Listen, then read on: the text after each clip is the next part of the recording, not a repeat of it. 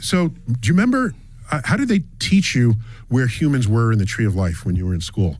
Like we were the smartest or the biggest brained? Well, how did they describe it to you? Yeah, we're the top of the food chain. Okay. And what did they say about our brains? Just tell me in your... Well, it's the size of our brains that makes us so superior. Okay, but then you look at a magpie. Yeah, but dolphins' brains are bigger. So yeah, 40% larger. Okay, so then therefore what is, whale brains are bigger. So yeah. So then how do they, if there are other animals with bigger brains and we want to stay at the top, what do they say about those other animals? I don't know. What do they say? No, I'm saying, okay, so you know what they did? They say they're inferior? So no, so what they did was they say, oh, no, we don't have the biggest brain. Oh, but brain to body weight ratio, then we're the highest, okay? Is that accurate with dolphins? Yes. So because they're bigger, much bigger creatures than we are. And when you divide the weight of the brain by the weight of the body, we win. Right. We beat out whales, we beat out dolphins, we beat out elephants.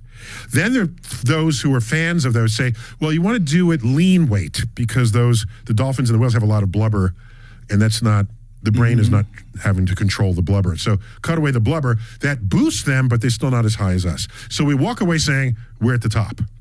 However, what they did not say, which I had to, 40 years later, I learned this,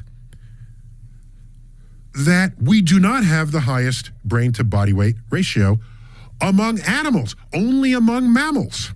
The magpie has a higher brain to body weight ratio than humans do, as do all other mid-sized birds, like crows, owls, eagles, these folks, okay?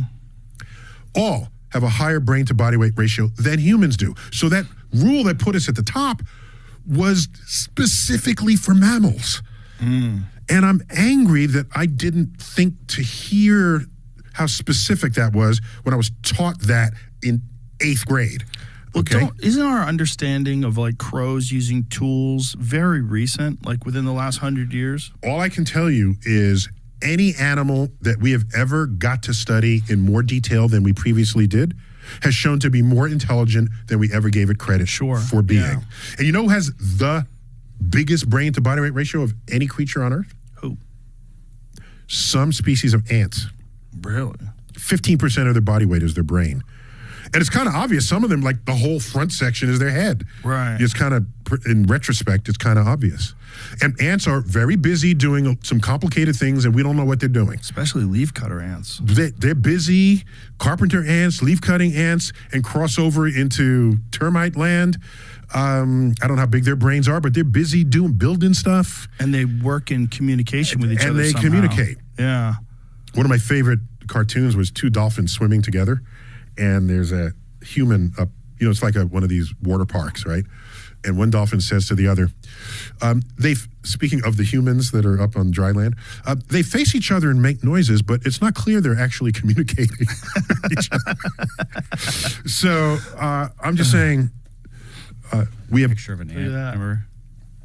Close up of an ant. Yeah, that recently released this image, I think. Yeah. Jesus Christ. So what a horrific demon that would be. Insects with so much detail on their bodies. And to say, well, we're at the top, really? I got one for you. How much at the top are you?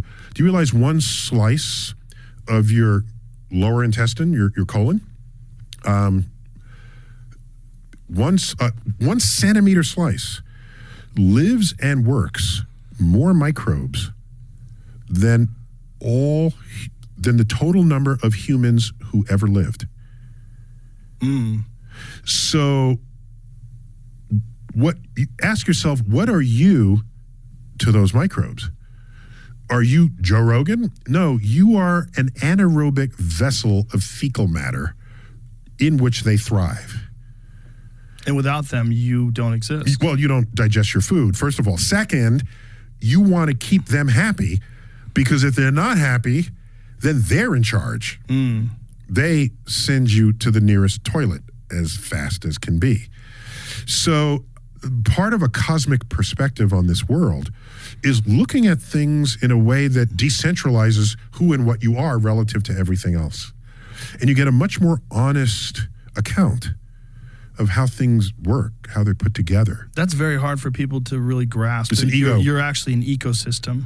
Yes. And what is the number? There's some percent of your total body weight is the weight of other living things, Yeah. especially what's alive and thriving in your gut.